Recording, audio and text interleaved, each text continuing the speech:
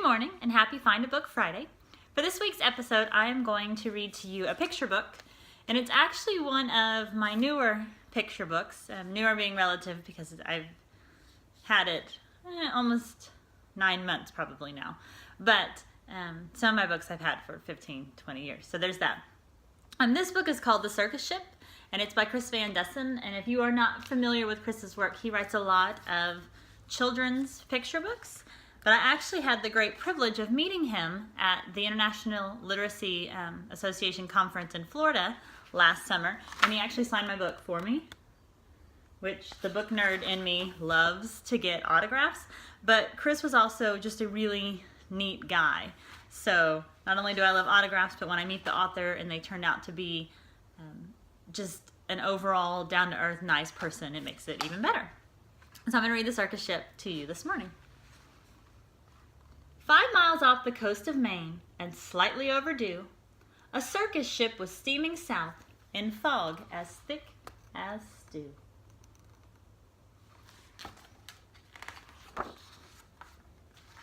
On board were 15 animals who traveled to and fro. The next day it was Boston for another circus show.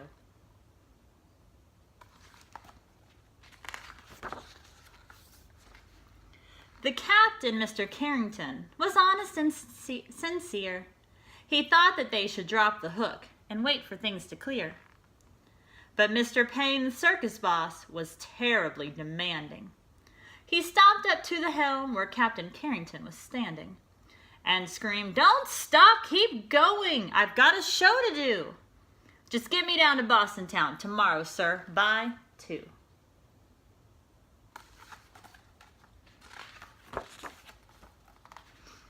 Then came a crash, an awful bash. Things flew into the air. The ship had smashed into a ledge that no one knew was there.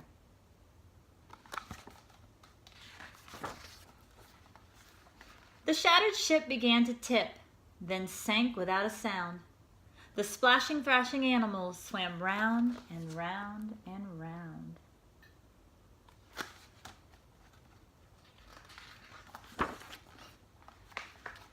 The captain said to Mr. Payne, "Pray tell, what shall we do? We can't just leave them here to drown. We've got to save them too." "The animals?" yelled Mr. Payne.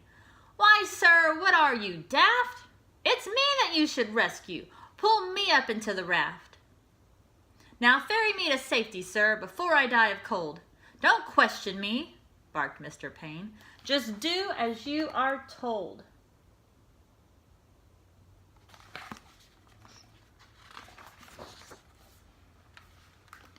Through chilly water all night long, the animals swam on until they reached an island beach just before the dawn. They pulled themselves up on the shore, bedraggled, cold, and beat, then staggered to the village on weary, wobbly feet.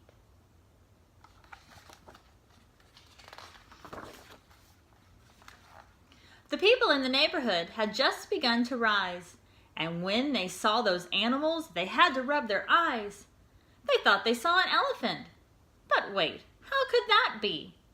And what's that little monkey doing in that cherry tree?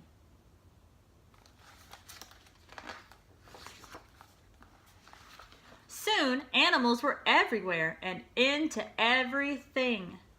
There's an ostrich in the outhouse. There's a hippo in the spring. There's a tiger in the tulips. There's a lion on the lawn. There's a python in the pantry. And it went on and on and on.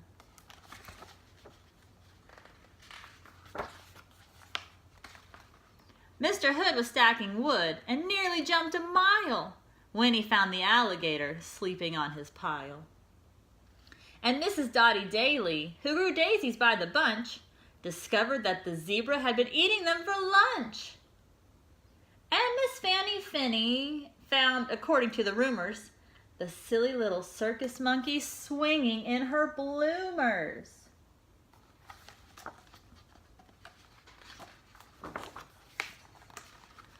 But everything changed quickly like the turning of the tide. the night the abbot's shed caught fire with Emma Rose inside. From high above the abbot's farm, the tiger saw the shed. The sight of smoke and fire triggered something in his head. He jumped through flames 1,000 times back in his circus days. So he ran past all the people and he leapt into the blaze.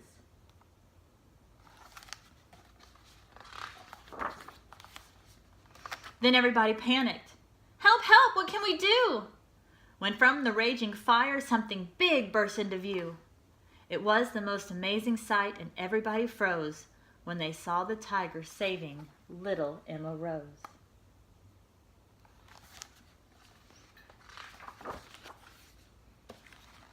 The tiger's risky rescue changed everybody's mind.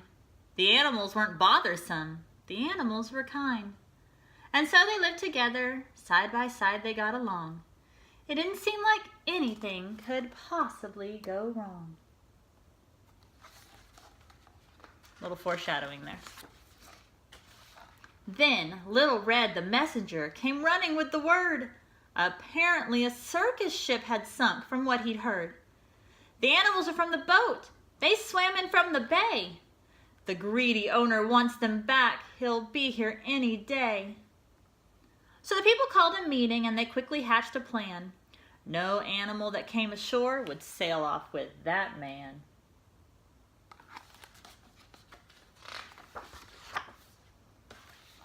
The next day at the crack of dawn, a ship was at the pier, and up the lane marched Mr. Payne, whose voice was loud and clear. I am the circus owner. My ship sank in the murk. I've come to find my animals and put them back to work.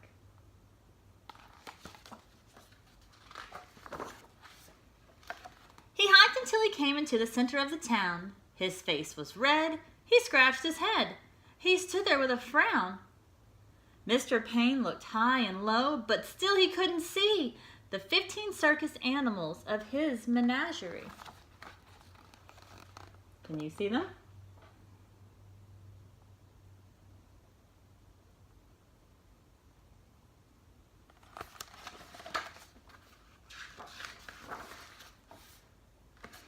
He ran around the alleyways. He searched the village square.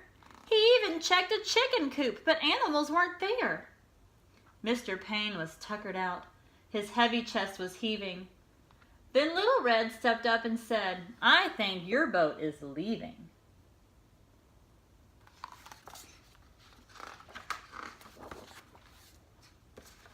He ran off in a fit of rage. His ship was leaving sight. So he jumped into a rowboat and he rowed with all his might.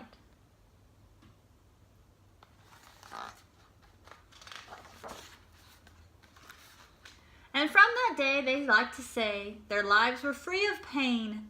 It was a happy, peaceful place upon that isle in Maine.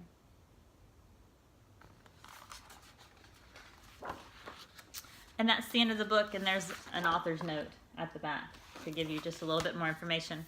But I love this book. I love the story that it tells, but I also love that it's poetry.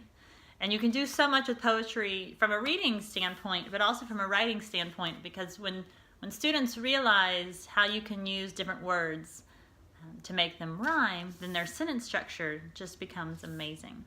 So, I hope you enjoyed the circus ship and you can find a way to use it in your life. Have a great week. See you next Friday. Bye.